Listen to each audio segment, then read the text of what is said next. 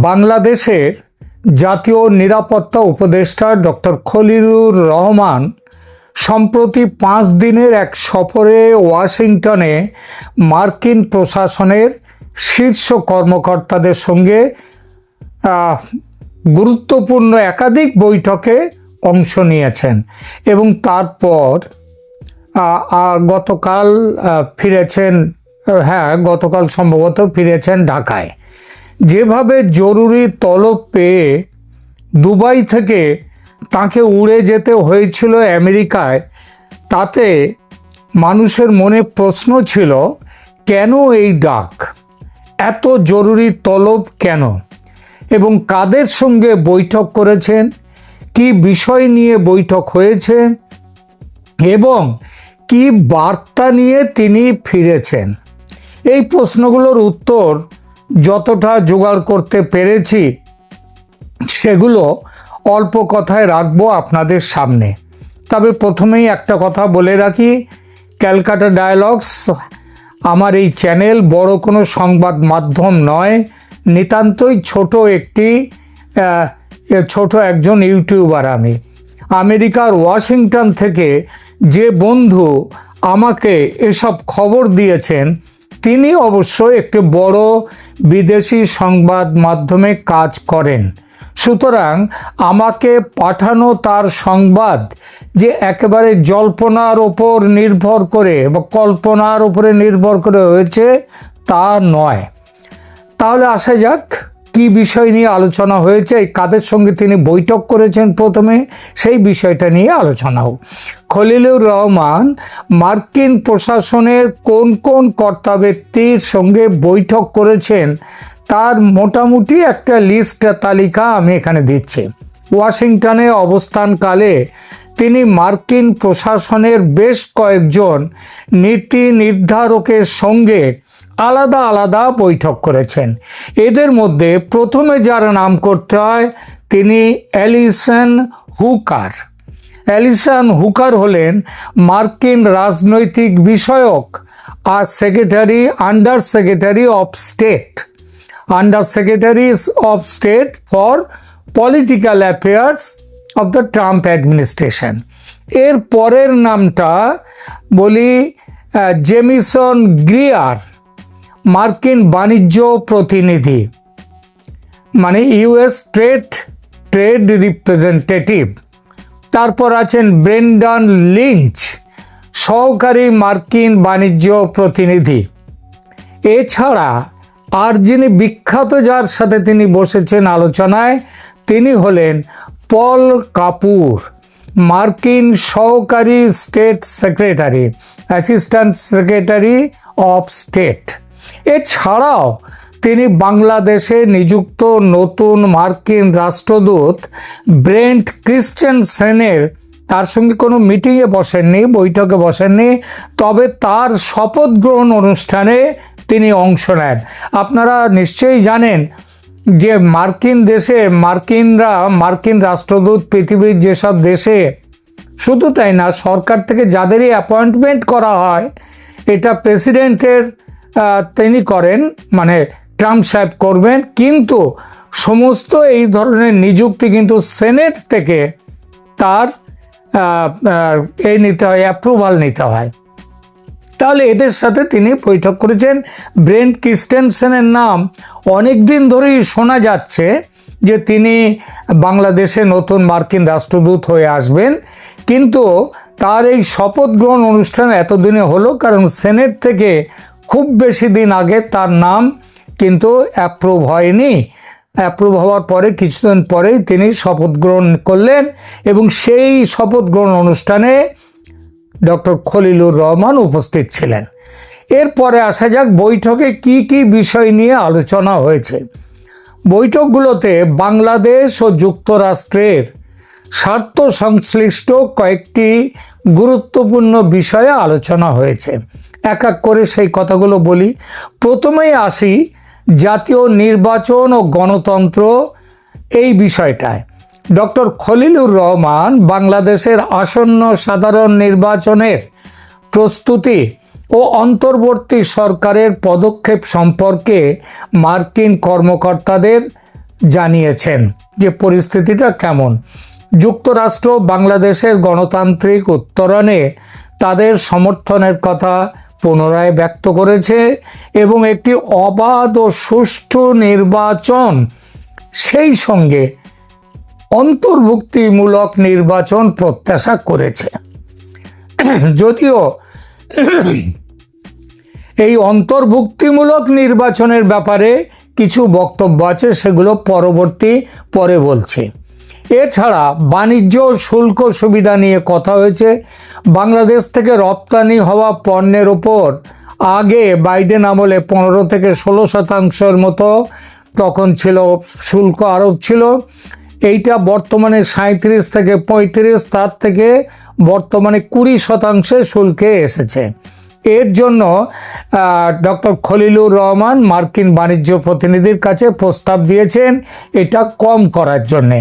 বিশেষ করে যেসব পোশাক তৈরিতে মার্কিন দেশ থেকে, আমেরিকা থেকে তুলা এবং কাঁচামাল নিয়ে এসে ব্যবহার করা হয়, সেগুলোর ওপরে শুল্ক কমানোর বিষয়ে আলোচনা হয়েছে। তৃতীয়ত, সম্প্রতি যুক্তরাষ্ট্র স্বল্প মেয়াদী B1 বিজনেস ভিসার জন্যে যে ভিসা বন্ড নীতি চালু করেছে, তা থেকে বাংলাদেশি ব্যবসায়ীদের অব্যাহতি দেওয়ার অনুরোধ জানিয়েছেন খলিলুর রহমান। মার্কিন পক্ষ বলেছেন তারা বিষয়টি বিবেচনা করবেন। এছাড়া রোহিঙ্গা শরণার্থীদের সহায়তায় যুক্তরাষ্ট্রের অব্যাহত ভূমিকার জন্য ধন্যবাদ জানিয়ে খলিলুর রহমান এই সহায়তা বজায় রাখার আহ্বান জানান। তিনি আবার এনএসের সাথে সাথে তিনি কিন্তু রোহিঙ্গা শরণার্থী বিষয়ে তিনি হাই রিপ্রেজেন্টেটিভ। এছাড়া গাজায় শান্তিরক্ষা মিশনে বাংলাদেশের সেনা পাঠানো নিয়ে ডক্টর খলিলুর রহমান বলেছেন যে বাংলাদেশ নীতিগতভাবে গাজায় প্রস্তাবিত আন্তর্জাতিক স্থিতিশীলতা বাহিনীতে, যেটাকে বলা হয় ইন্টারন্যাশনাল স্টেবিলাইজেশন ফোর্স, সেখানে যোগ দেওয়ার কথা বলেছে, মেনে নিয়েছে, আগ্রহ প্রকাশ করেছেন যে হ্যাঁ আমরা যাব। মার্কিন প্রশাসন বাংলাদেশের এই আগ্রহকে স্বাগত জানিয়েছে। এছাড়া বিনিয়োগ অর্থদান বিষয়ে বাংলাদেশের বেসরকারি খাতের জন্য মার্কিন ডেভেলপমেন্ট ফাইন্যান্স কর্পোরেশন DFC থেকে তহবিল পাওয়া এবং সেমিকন্ডাক্টর শিল্পের উন্নয়নে মার্কিন বিনিয়োগের প্রস্তাব করা হয়েছে। কিন্তু এগুলো মূল কারণ নয়। মূল কারণ খলিলুর রহমানের ওয়াশিংটন সফরে মূল বিষয় ছিল বাংলাদেশের নির্বাচনের বিষয়টি ছিল আলোচনার অন্যতম শীর্ষ অগ্রাধিকার এবং পল কাপুর ও অ্যালিসন হুকারের সঙ্গে এই বিষয়ে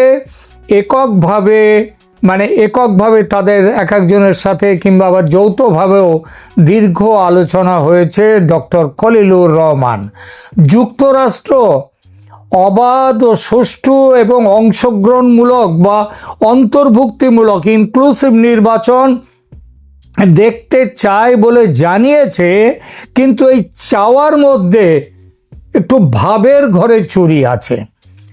কীরকম? খলিলুর রহমানের সাথে মার্কিন আন্ডার সেক্রেটারি অ্যালিসন হুকার এবং সহকারী সেক্রেটারি পল কাপুর বাংলাদেশের আগামী জাতীয় নির্বাচন নিয়ে বিস্তারিত আলোচনা করেন। মুখে অন্তর্ভুক্তিমূলক নির্বাচনের কথা বললেও আওয়ামী লীগের বিষয়ে কোনো কথাই বলেনি আমেরিকা। এর একটা সহজবোধ্য কারণ আছে। কারণটা হলো শেখ হাসিনার প্রবল জাতীয়তাবাদী চিন্তাধারা বা মনোভাব আমেরিকার স্বার্থের পরিপন্থী। বাংলাদেশে মার্কিন স্বার্থ ব্যাহত হতে পারে যদি নির্বাচনে জিতে শেখ হাসিনা ক্ষমতায় আসেন। এখন যখন আমেরিকা বাংলাদেশে তাদের স্বার্থের জালগুলো প্রায় গুটিয়ে এনেছে, সব মাছকে যেমন জালের মধ্যে ধরা পড়েছে, তখন আওয়ামী লীগ ক্ষমতায় এসে মার্কিনী স্বার্থের জাল ছিঁড়ে সব মাছগুলো বেরিয়ে যাক, এটা চায় না আমেরিকা। তাই মুখে বলছে ইনক্লুসিভ ইলেকশন, আর কাজে চাইছে, বুঝিয়ে দিচ্ছে উল্টো। আওয়ামী লীগকে বাইরে রেখে নির্বাচন, এটাই কিন্তু আমেরিকারও মনের কথা। নইলে আমেরিকার সাহায্য নিয়ে, আমেরিকার ষড়যন্ত্রে, আমেরিকা চায় বলে যে মোহাম্মদ ইউনূস ক্ষমতায় বসেছেন, তিনি আমেরিকার কথা এবং ট্রাম্প সাহেবের কথা অস্বীকার করবেন, মানবেন না, এটা কখনো হতে পারে? পারে না। যিনি মাদুরোকে ধরে নিয়ে আসতে পারেন ভেনেজুয়েলা থেকে ধরে আনতে পারেন রাতের বেলা অন্ধকারে, তাকে তার স্ত্রী সমেত, তিনি মোহাম্মদ ইউনূসকে বলছেন ইনক্লুসিভ নির্বাচন করো, আর ইউনূস রাজি হচ্ছেন না। এটা কখনো হতে পারে? আওয়ামী লীগকে নিয়ে নির্বাচন হলে কি কি সমস্যা হতে পারে সেই বিষয়ে খলিলুর রহমানকে বিস্তারিত বলে দিয়েছেন, আমেরিকার তরফ থেকে বলে দেওয়া হয়েছে। এই প্রশ্ন ওঠে, আওয়ামী লীগের উপর থেকে নিষেধাজ্ঞা তুলে নিয়ে নতুন করে নির্বাচনের তফসিল ঘোষণা হলে কি ধরনের পরিস্থিতি হতে পারে, সেই বিষয়েও খলিলুর রহমানের সঙ্গে আমেরিকার প্রতিনিধিদের আলোচনা হয়েছে। খলিলুর জানান, তেমন হলে যদি সত্যি আওয়ামী লীগকে অ্যাকোমোডেট করতে গিয়ে নতুন করে নির্বাচনের তফসিল ঘোষণা করতে হয়, তাহলে জামায়াত পলিটিক্যালি আরও সুবিধাজনক জায়গায় যেতে পারে। কারণ সময় যত যাবে তখন এই 17 বছর পরে তারেক রহমান ফিরে এসেছেন বলে জনতার মধ্যে যে একটা আবেগ তৈরি হয়েছে, যত দিন যাবে আবেগটা কমতে থাকবে। এবং জামাত কিন্তু তাদের যে শৃঙ্খলাবদ্ধ দল, তারা যেভাবে গত 1.5 বছর ধরে ক্ষমতাকে দখল করে ফেলেছে পুরোপুরি, সেটা তারা আরও দখলের জায়গায় চলে যাবে। সুতরাং সিদ্ধান্ত নেওয়া হয়, এই পরিস্থিতিতে ভারত যত চাপই দিক না কেন, আওয়ামী লীগের ওপর থেকে নিষেধাজ্ঞা তুলে নিয়ে তাদের নির্বাচনী ময়দানে প্রবেশের অনুমতি দিলে মূলত লাভবান হবে জামায়াতে ইসলামী। আওয়ামী লীগের সপক্ষে অবস্থান না নেওয়ার আর একটা কারণ, বাংলাদেশে আমেরিকার স্বার্থ সুরক্ষিত থাকবে বিএনপি তথা তারেক রহমান ক্ষমতায় এলে। বাংলাদেশে আমেরিকা চায় তারেক রহমানের মতো অভিজ্ঞতাহীন এবং আক্ষরিক অর্থে আনাড়ি এবং অসৎ একজন নেতা। অনেকটা ইউনূসের কার্বন কপি কিন্তু তারেক রহমান। এই জায়গায় তারেক একদম ফিট ইউনূসের কার্বন কপি হিসেবে। তারেক যাতে নির্বাচনে জিততে পারেন, কিভাবে নির্বাচনের ফলাফল বিএনপির অনুকূলে আনা যেতে পারে, সে ব্যাপারেও খলিলুর রহমানকে নির্দেশ দেয়া হয়েছে।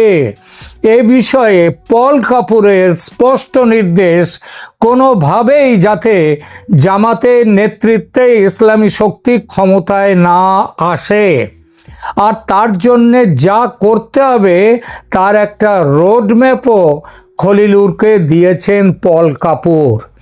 মার্কিন গোয়েন্দা সূত্র উদ্ধৃত করে পল কাপুর বলেছেন, ভোটের দিন ব্যাপক সন্ত্রাস সৃষ্টি করে পুরো নির্বাচনকে রিগিং করতে পারে জামাত এনসিপি জোট।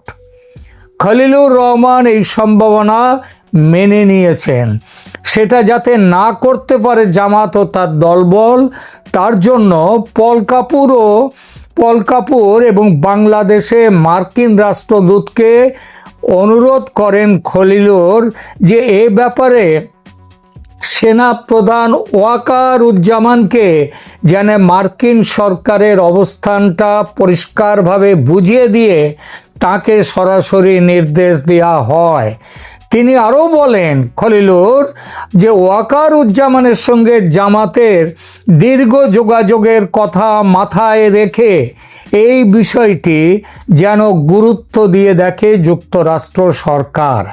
আলোচনায় একটা সময় উঠে আসে যে খলিলুর রহমানের সফরের ঠিক আগেই 5 জন মার্কিন আইন প্রণেতা প্রধান উপদেষ্টা ডক্টর মোহাম্মদ ইউনূসকে যে চিঠি পাঠিয়েছেন সেই কথাটা, সেখানে ওই মার্কিনী আইন প্রণেতারা স্পষ্ট করে লিখেছেন যে একটি গ্রহণযোগ্য নির্বাচনের জন্য সব রাজনৈতিক স্টেক হোল্ডার্স, অংশীজন, তাদের অংশগ্রহণ প্রয়োজন। ওই চিঠিতে আওয়ামী লীগের মতো বড় রাজনৈতিক দলকে বাইরে রেখে বা নিষিদ্ধ করে নির্বাচন অনুষ্ঠান করার বিষয়ে উদ্বেগ জানানো হয়েছে। তারা মনে করেন প্রধান দলগুলোর অনুপস্থিতিতে নির্বাচন হলে তার গ্রহণযোগ্যতা নিয়ে জনমনে প্রশ্ন থাকতে পারে এবং থাকবে। ওয়াশিংটনের বৈঠকে মার্কিন কর্মকর্তারা জোর দিয়েছেন যে সব রাজনৈতিক দলকে তাদের কর্মকাণ্ড পরিচালনার সমান সুযোগ দিতে হবে। মার্কিন প্রশাসনের আনুষ্ঠানিক অবস্থান হলো নির্বাচনটি এমন হতে হবে যা বাংলাদেশের জনগণের কাছে গ্রহণযোগ্য হয় এবং যেখানে সব বড় রাজনৈতিক পক্ষ অংশ নেওয়ার সুযোগ পায়। তারাও মনে করে যে অংশগ্রহণমূলক না হলে সেই নির্বাচন 2024 কিংবা 18 নির্বাচনের মতো দীর্ঘ তা প্রশ্ন চিহ্ন তুলে দেবে এবং দীর্ঘমেয়াদী রাজনৈতিক স্থিতিশীলতা আনতে পারবে না দেশে। তবে এখানে যে ভাবের ঘরে চুরি আছে, মনে এক আর মুখে আর এক মার্কিন যুক্তরাষ্ট্রের, সে কথা আগেই বলেছি। আলোচনা প্রসঙ্গে আওয়ামী লীগ নির্বাচনে কত শতাংশ ভোট পড়তে পারে ভোট, সে ব্যাপারেও আলোচনা হয়েছে। এই প্রশ্ন খলিলুর রহমানকে করা হলে তিনি নাকি বলেন তাদের ধারণা 40% মতো ভোট পড়বে। আওয়ামী লীগ নেতৃত্ব দলের নেতাকর্মীদের বার্তা দিয়েছেন বর্তমান পরিস্থিতিতে যেন আওয়ামী লীগ সমর্থকরা ভোট বয়কট করে। এর একটা দীর্ঘস্থায়ী রাজনৈতিক কারণ আছে। কারণ জামাতকে হারাতে আজ যদি বিএনপিকে ভোট দিতে পারে আওয়ামী লীগের ভোটাররা, তাহলে যে কথা বলা হচ্ছে, অনেকেই যেটা ভাবছেন, সেটা হলে আওয়ামী লীগের ভোটার বেশ ক্ষতিগ্রস্ত হবে। সুতরাং আওয়ামী লীগ এটার বিরোধিতা করছে। একই কথার পুনরাবৃত্তি করলেন কলকাতায় এক আওয়ামী লীগ নেতা। তিনি আজ সন্ধেবেলায় গতকাল সন্ধেবেলায় তিনিও বললেন 24 নির্বাচনে ভোট পড়েছিল 40% মতো, আমরা চাই তার চেয়ে কম ভোট পড়ুক এবার, তাহলে আওয়ামী লীগ বলতে পারবে এই নির্বাচনে মানুষের সায় নেই, সুতরাং এই নির্বাচন মান্য নয়। তিনি জানালেন বাংলাদেশের প্রতিটি আওয়ামী লীগ সমর্থককে শেখ হাসিনার পক্ষ থেকে দলের তার এই সিদ্ধান্তেও জানানো হয়েছে যে সবাই আওয়ামী লীগ সমর্থক কর্মী তারা যেন বয়কট করে এই ভোট। এখন সেটা যদি হয় তাহলে বোঝা যাবে 40% মতন যদি ভোট পড়ে, তাহলে বোঝা যাবে মানুষের সায় নেই এই ভোটে। কারণ এই একই অভিযোগ উঠেছিল 2024 শেখ হাসিনার বিরুদ্ধে। সুতরাং এবার যদি এই হয়, আজ না হোক কাল এই নির্বাচন যদি হয়, যার সম্ভাবনা খুব বেশি অন্তত এই মুহূর্তে, তাহলে এই সরকারকে ভেঙে দিয়ে নতুন করে ভোটের ব্যবস্থা করতেই হবে এবং তখন আওয়ামী লীগ আবার নির্বাচনে অংশ নেবে। দেখা যাক ভবিষ্যতে কি হয়।